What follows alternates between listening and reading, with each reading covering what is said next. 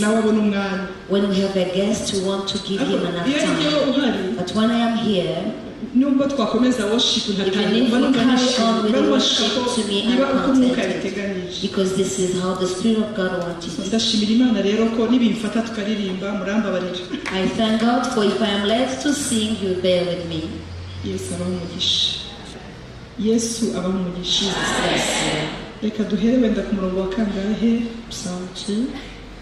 Reka kwa kangahe? Kuri 7. Verse 7. Abari duhere.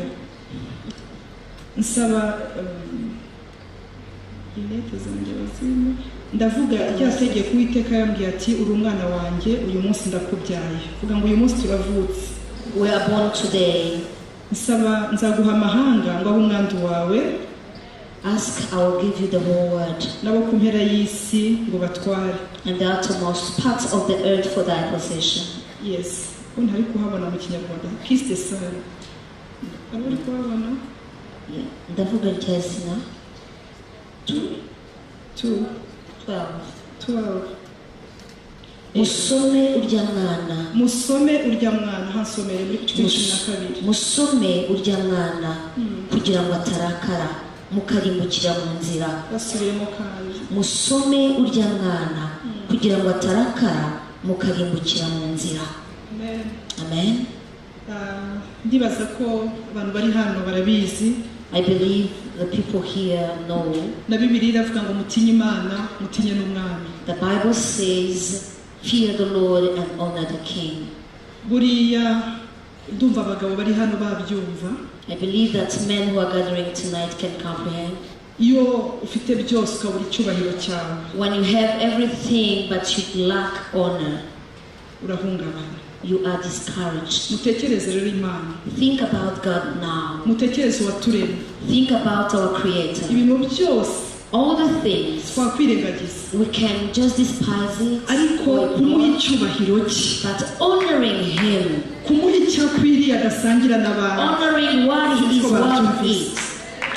Muri worship rero mvuga nk'umuntu umeze gutya nyine nuko mvuga. When we are worshiping, this is how I speak. Why? Ibi bintu biraturenze. This is above all. Bino bintu si ibintu byo bundi kano gatutu twakaretse. This pulpit we should even quit. Ariko yaratugiriye ubuntu tugahagarara. But He gave us this grace to stand on it. Niba ari ikintu kigoye no kuvuga kuri worship. If there is something that is a little bit complicated, is worship. Rero now uyu mwami, this King, nicyo kintu kiri precieux. It is the most precious thing. Ikintu kidasanzwe, which is unusual. Tumukwiye kandi tumugomba. It is something we owe Him.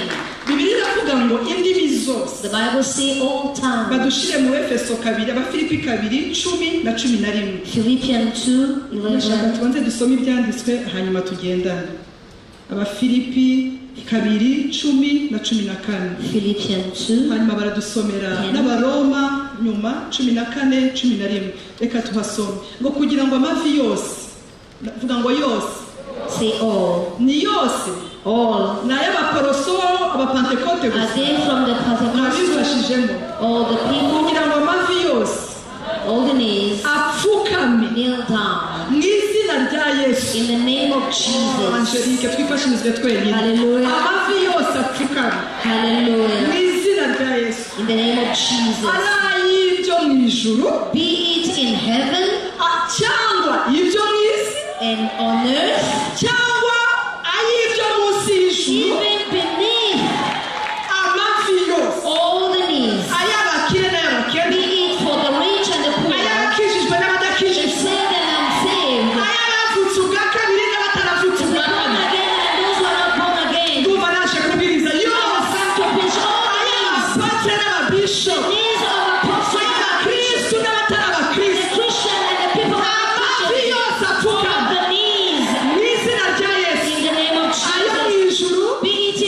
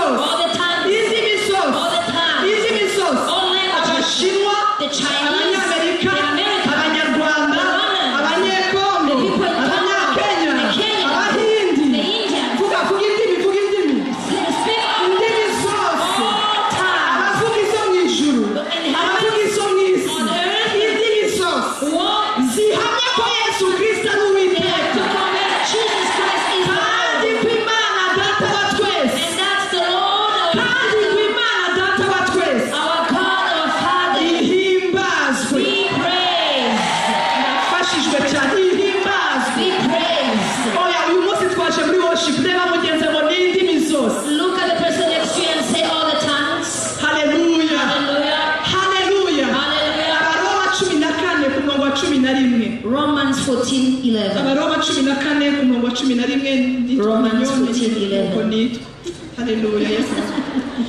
Abaroma 14 ku murongo wa 11 kuko byanditswe ngo vuga ngo biranditswe ariko It is written. oya uzakimpaka kubindi ariko ibintu byanditswe It is written. kuko byanditswe ngo As it is written. Uwiteka aravuga ati The Lord says. kuri 7 days of worship In the 7 days of worship. ndirahiye I swear. amavi yose All knees. azapfukamira Will bow down. kandi indimi zose And all tongues. zizavuga They will ishimwe ry'Imana. my praise. Bene data bazavuga They will confess. muri bwigo mushaka kubasobanurira but what the Bible said they will speak Bazavuga. bazavuga They will speak. natavuga neza azabivugishwa n'ibihe If they don't say it clearly, natabivugishwa n'umugati azabivugishwa n'ibuye they don't say it ariko bose ariko bose nta n'umwe uvuyemo bazatura ko Yesu Kristo ari umwami. confess that Jesus is the Lord. Amen. ndashaka kubwira ngo kiss the sun So mwana, ega nibyo ndi kwigisha ngo bimenyekane let it be known. byamenyekana gute Let it be known. How can it be known if we don't worship Him? ntabwo byamenyekana It can't be known. ndababwije ukuri I'm telling you the truth. Bibiliya ivuga ngo kuva idani kugeza i Berisheba The Bible says from Dan to Bathsheba. aho ni mu rwandiko rwa mbere rwa Samweli 3:20 1 Samuel 3:20. ariko uhereye ku 19 aravuga ngo nta jambo Samweli They say there is no word of Samuel yavugaga that he would say that will fall ngiye down. kubabwira ngo nta jambo na rimwe nk'abahanuzi b'Imana I have come to tell you that there is n'abaramyi mwaje gushukuranya Imana worshippers that are here. uzavuga ngo rigwe hasi You said that is going to fall down. ndashaka kukubwira ngo ntibizagwa hasi It will not fall down. imbuto turi kubiba mu bana bato The seed ntabwo izagwa hasi is not going to fall down. ibi bintu mubona turimo The things you see as nogota rijiwe carry kata danse and you ntabwo dance. bizagwa It is hasi not going to fall down. Patrick yavuze ngo muri iyi generasiyo Patrick said that in this generation, ngo ya ndirimbo iyi generasiyo in this generation, tuvuge ngo Imana yubahwe let us say, may He be honored and glorified. Yesu ashimwe Praise the Yesu Lord. ashimwe Praise the nta Lord. magambo ya Samweli ngo ntiyigeze agwa hasi None of the words of Samuel ngo fell kuko ayo down. magambo ataguye hasi Now because it did not fall ngo down, bihita bimenyekana it has been known. ngo bihita bimenyekana It was known. ureke mvuge bimenyekana idani It was known in time. ngo biragenda It went ngo bigera ahantu bita i Berisheba to Beersheba. ngo bimenyekana ko Samweli It was known that Samuel, ibintu arimo the things he was in, yabyirunduriyemo he has committed to. iri joro ndashaka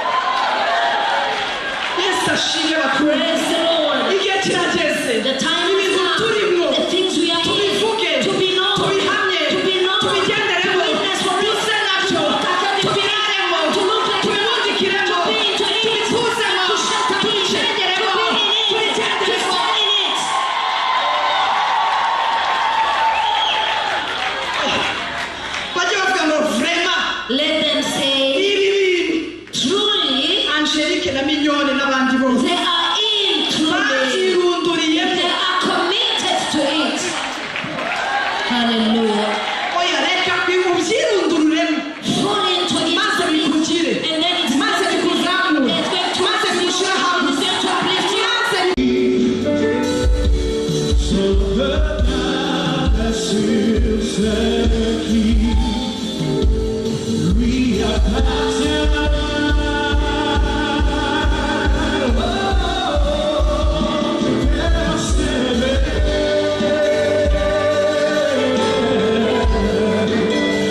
There's seven.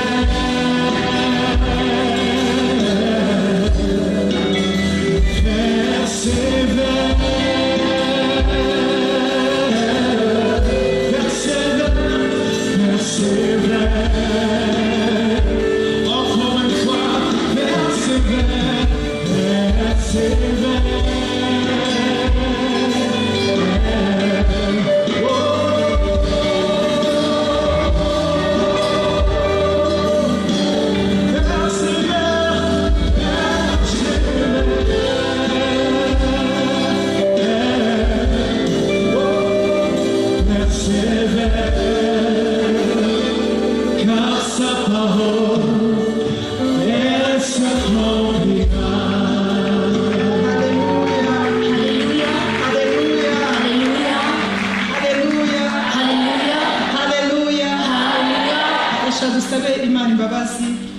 I want us to ask for forgiveness of God, for we knelt down before idols. We worship our husband and our wives, and some of them passed, some of them died. Our children, our land, our countries, our speeches, the people. But let us tell God, Father, we will love them truly, and we will encourage them. We will give them encouraging words. For this ministry is in the Word of God. This is what Barnabas was doing.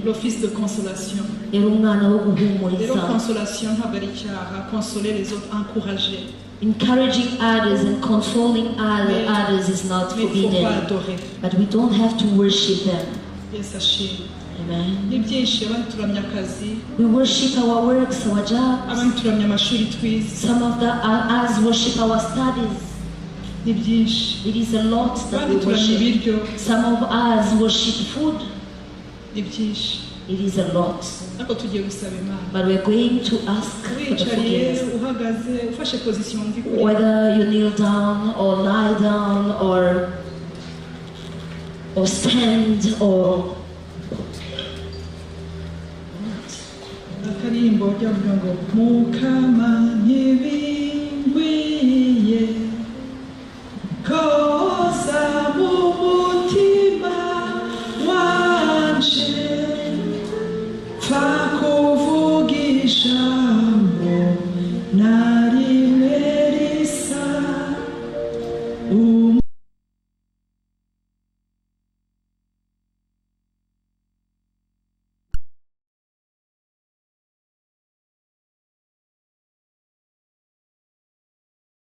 maybe we did not bow down, but our hearts was kneeling. We had idols for other things. We knelt down for the creatures. Yet you are the creator. You are the creator. We were supposed to worship you. Forgive us, Lord. Forgive us. For any other thing that we introduce, which is not you. We are coming back as Jacob came back to Bethel.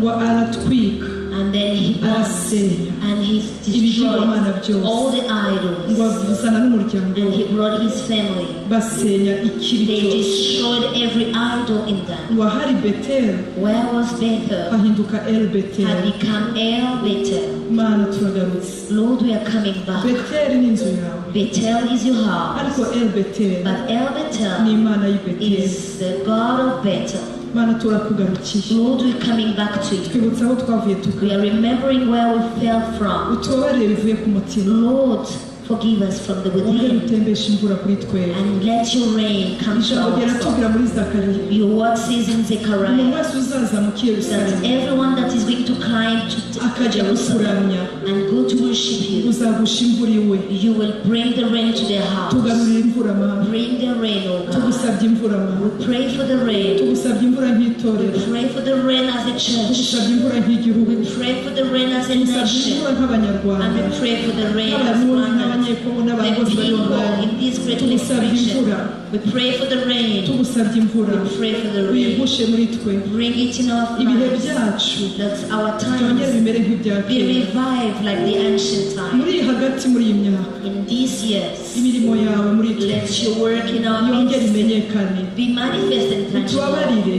Forgive us, God. twarakwimuye nk'uko ubitubwira muri yeremiya As you told us in nanone Jeremiah, twabaye this is how we got. nka siterne zimenetse We become like systems that niyo mpamvu are amazi leaking. That's why when water ariko comes, akameneka it leaks. kuko twabaye ibimene For we became, we are leaking. Come and revive us. Come and restore us. tugarutse imbere yawe We are before you.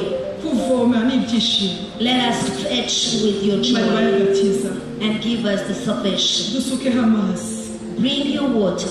amazi atazongera kugwa mu Sprinkle bimene your water that is not going to be away from us. turagarutse We are coming back, O Lord. utubabarire Forgive us. urwango rwaje The hatred that is in our ruturutse mu hearts, madini that was from the religions, kutemerana that we don't accept each other. kutemerana We don't accept each other. kuko tutakiramya wowe For we don't worship you.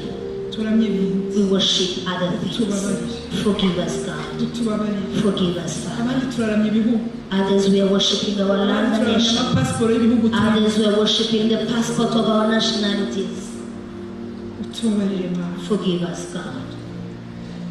abandi tukaramya ibitaro by'ibihugu turimo Others we are worshiping all the infrastructure of our countries.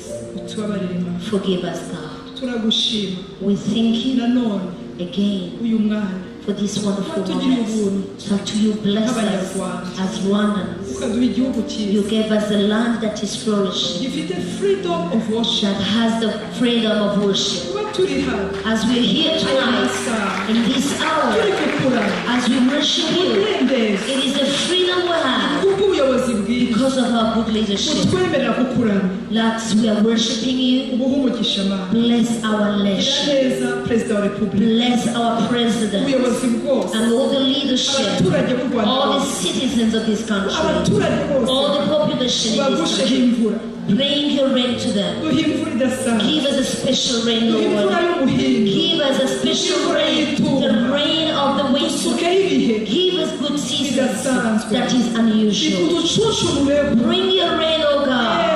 outpouring Pour it and outpouring outpour it. ndumva iryo I jambo hear this word outpouring. Uyicunshumure. ya ushushumure Outpour hari it. ubwiza bw'imana There is the glory of bumanukiye ku God bitugu that is byawe coming down on your bumanukiye shoulders. muri wowe That is coming wowe on uri you. online nawe uri You are hano following akira online. ubwiza bw'imana Receive the glory of hamagara God. izina rya Call yesu upon the name of vuga Jesus. haleluya mu Say mbaraga the name hallelujah.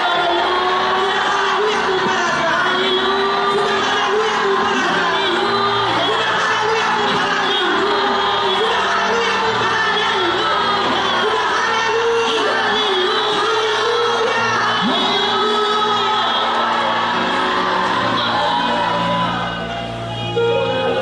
reka dufatanye aho turi tumuzamura amaboko nk'ikimenyetso